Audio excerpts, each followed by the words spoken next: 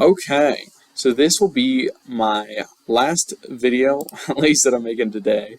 Uh, but it should cover everything that you need to know in a Minecraft mod making camp. At least the first one. And they might ask if they can make other things like advancements, music discs, paintings, particles, plants, all that stuff. There's food. You can use fuel, all those little things. Let them make it, but just have them do it themselves. Once they get the basics of how MCreator works through making all of these basic things that we're doing, they'll be able to figure out food and stuff and fuel by themselves a little easier. And you can go through it with them and learn it yourself just by doing. But of the stuff where you might want a tutorial, let's finish off with living entities. So entities encompass a whole lot of things in this game, including like armor stands, but living entities are just mobs. And so we're gonna make a living entity. But we make a ghost to go in our graveyard. We're gonna create a new living entity. And here we get a few options. So give it the name that you'd like. But entity model. If you're gonna do Blockbench stuff, you might totally be able to make a different model, something that isn't here.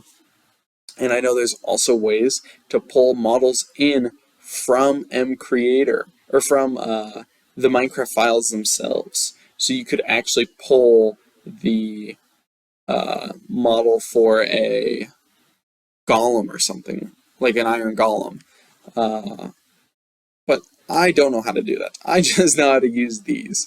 So MCreator gives a nice little list of mobs that are in the game, and you can take them and use them as a starting point. So let's make our ghost. And you know what? I never do villager. Let's do a ghost villager and see if it'll work. Some of these are harder to get to work than others, I've noticed. It's really luck. I would normally do a biped. That's like the most basic thing. So that'll be like Steve or a zombie. Chickens, cods, cows. I see all these all the time.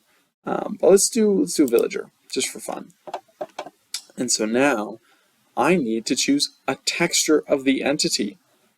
So if I press plus, I could go and find one. So I'm going to go to the internet and I'm going to specifically look up Nova Skin. Oh, it already came up. So Nova Skin Minecraft Skin Editor. So in here, this will bring up this thing where you can just create a skin right off of Steve. That is not what I care about. I want to go to Gallery. So it's up here. You click Gallery. And now, this is my favorite part of it. You get to type in any model you want. So let's start with a villager model. We could, if we want, look up ghast, and I could make a different type of ghast, which I've done. But let's look up villager. We're going to search it up. This will just give us all the villagers. We can get a cool villager, a pillager with villager arms, a whole lot of weird things. A totem king, that's kind of silly. Among Us, there's Among Us of everything. So that's kind of fun. But that's kind of interesting the way, oh, I think like the inside of the arm or something. I don't know how they did that exactly. But it looks like it's at an angle, which I guess has to do with his arms. Okay, then let's look up ghost. Ghost villager. Villager ghost monster. Ghost. Oh, this one is my favorite. That one looks great. This may be another good one. These are weird. And there's a whole lot of them. That's interesting. But we're gonna do this ghost. He looks kind of angry. He's sort of funny. Okay, and we're gonna go and click download. This download, there's going to be multiple download buttons. Don't click that one. Click this one. This is the one of the actual website. And it's just ghost.png, so that'll be easy to find. We can go back to MCreator. We're going to have to click this green plus and go to downloads and ghost.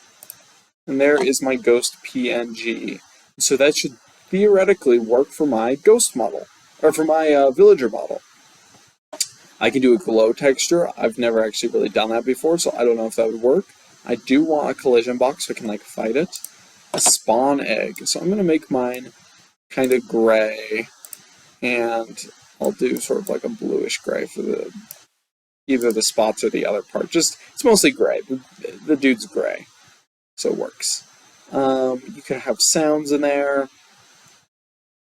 An entity label, so for a boss, that is where you would want that. So if I wanted to call him like Gary's Ghost, then it would show up and say Gary's Ghost, and you're like, oh man, I'm fighting Gary. But I'm going to leave that blank, so he's just like a normal mob that doesn't have a health bar. And this will actually enable a health bar.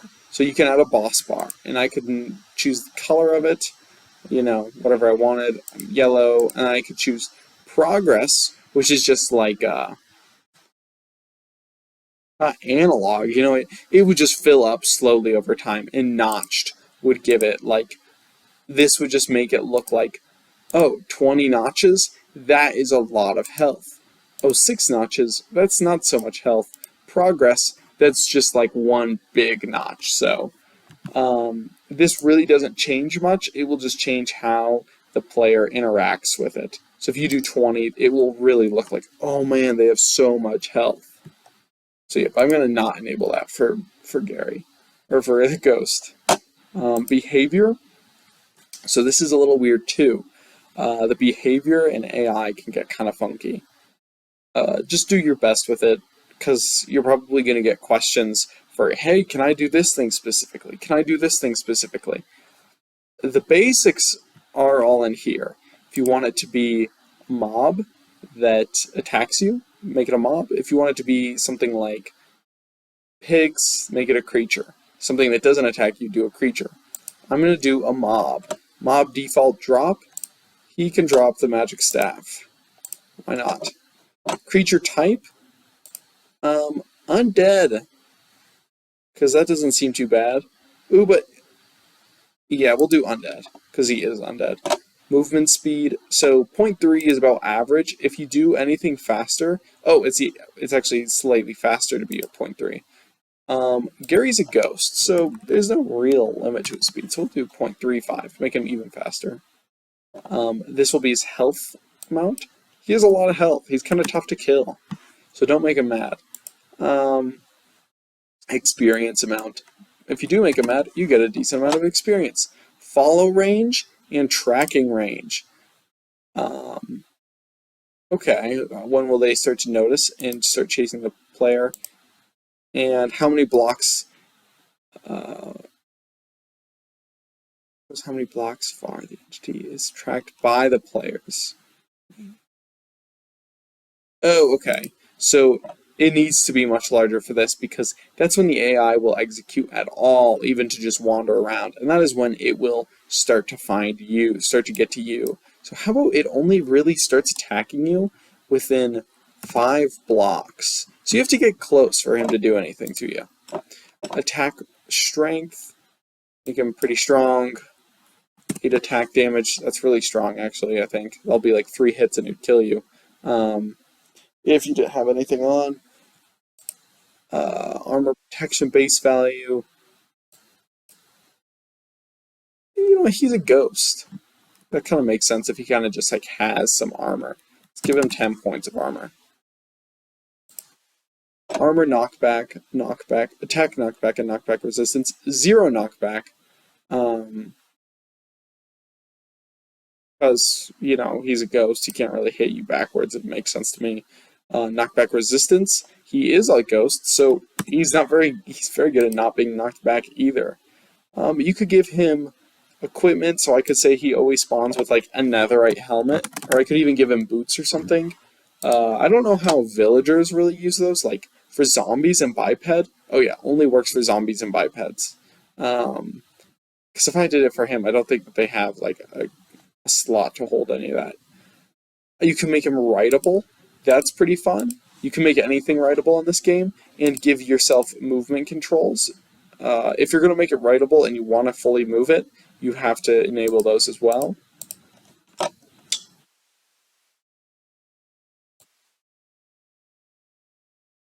Okay. Is a water entity. It will breathe underwater and not be pushed by flow. So like cod and stuff are water entities. flying entity. Gravity does not pull it down, does not take fall damage. You know, gas would be a good option there, but we're not doing any of that. Is immune to. I'm going to say he is immune to fire. How could he burn? Oh, but he's also undead. No, we'll let him be immune to fire. He's immune to drowning. He's immune to explosions. He's not immune to wither, because that seems like cool and magical. He'll be immune to arrows. Sure, lightning seems magical enough. I don't know what anvil is, but we're going to leave that. He flies, basically. He is a flying entity, so I'm going to enable that. Potion effects. No, he can be hurt by potions. He can be hurt by the trident. Sure, he can be hurt by cactus and direct player attack and dragon breath. That seems all good to me. Particles. I'm not going to spawn particles around him. If I did, I'd probably be like tactical with it. You don't ever want to do base explosion because it just spawns a ton of explosion particles and it'll look really weird, and you'll see it a lot. Inventory. I'm going to leave this alone, but I don't, yeah, you want this in most cases. I don't know why we'd have an inventory. I've never used that before. If you wanted, you could do something like this. I've made a procedure before where on like the death, when entity dies, I spawned another entity. So that actually this was one of the kids' ideas, and it was a really good one. So is that when their custom dude dies, his ghost would come back. And I think the person originally wasn't evil, but the ghost was. So that was cool. AI and goals. And so here, this is a really important one. So I'm going to enable AI, of course. And I can make this an animal type and say it can like breed and stuff. I do not need that. He is not an animal. And see, it says entity base and behavior type will be ignored if checked. Animal entity type will be used. So I could select, oh, what?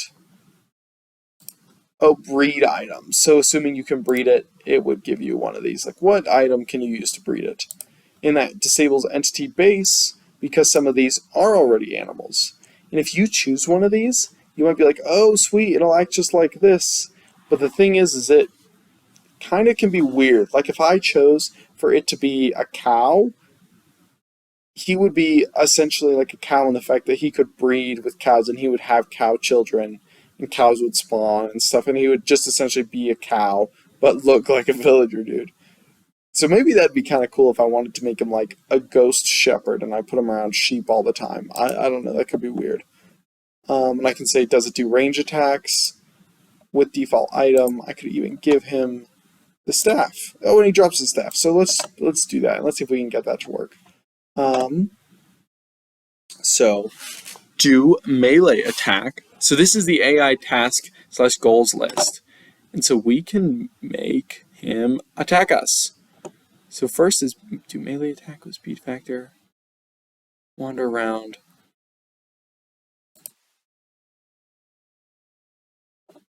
I wonder if there's anything ranged attack.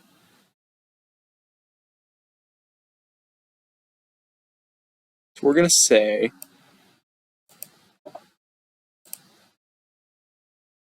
of type. So I'm going to say he attacks things of type ageable entity, ambient entity, animal entity. That's kind of weird. I'm going to look up player. I could even do server player. I'm not doing server stuff with this. You know, this is not going to be a multiplayer mod, so I'm just going to stick with player and not worry about that.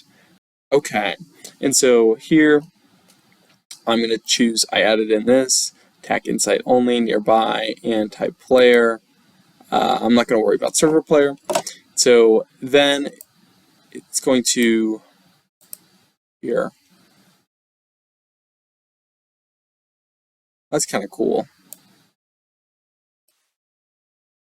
Wander around and avoid speed factor.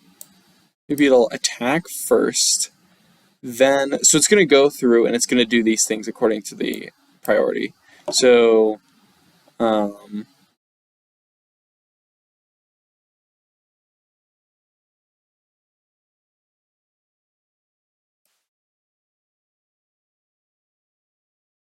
First it's going to attack, then it's going to fight attacker mobs back. He's pretty aggressive. It's going to wander around, then it's going to do melee attack. Let's put that there. And hopefully this thing should attack us, as long as we get close. And I left nothing there. Aggressive against AI too.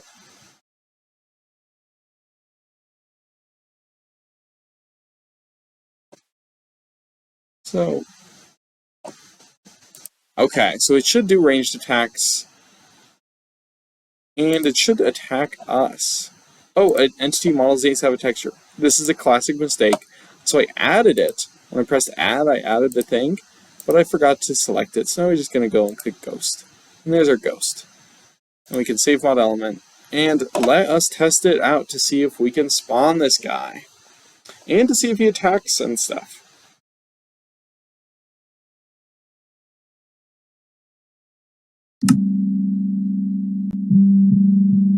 Okay, so we have spawned here, and there's the structure again. There's one in the water, which wasn't supposed to spawn there, but it is hard to make these things work perfectly.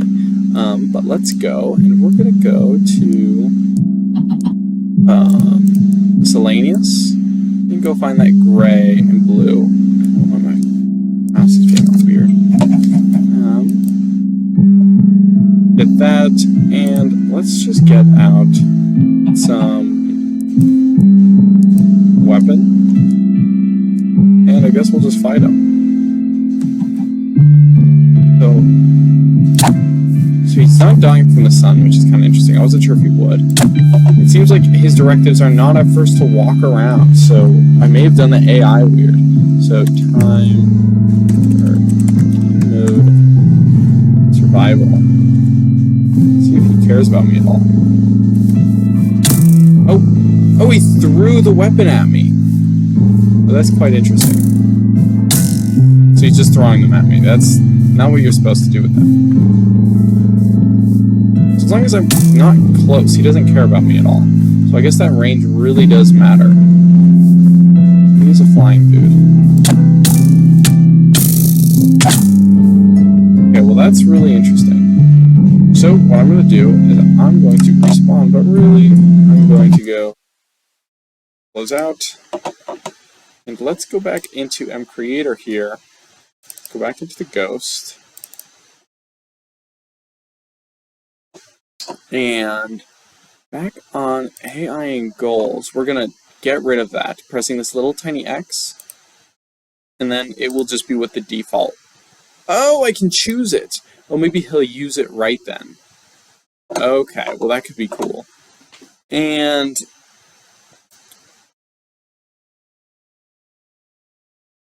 wander around first, and then do the rest of that stuff. Because I do want him to just wander around. Save mod element, and then it should attack inside players. And I got rid of nearby, so I'm wondering to see what that'll change.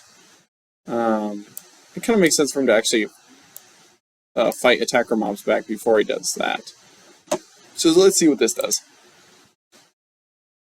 Okay, so this is the same world I was in before. I'm really hoping that it will work if I try and summon him and stuff. So slash game mode, creative, slash game mode, survival, and let's spawn in this ghost. So, I wonder if it does have to do with the whole nearby thing again. Oh, but he blew himself up too, because he did use, we definitely used the thing right. But I think it had to do with my range of 5 squares. So even without nearby, because he only actually cared about me if I was in 5 squares of him, he didn't care. So let's get another one of these dudes and let's see if we can do anything else with them. Otherwise, I think that this is more than enough, and I think I am going to go home. He doesn't seem to be wandering around too much, but I think that actually is to do with the fact that he's flying. Because I've done flying entities in the past, and they can be kind of goofy. especially if you try and ride them, because you can direct them all these 4 directions, but you can't bring them up and down, which is sort of a weird thing. Oh. That's coincidence.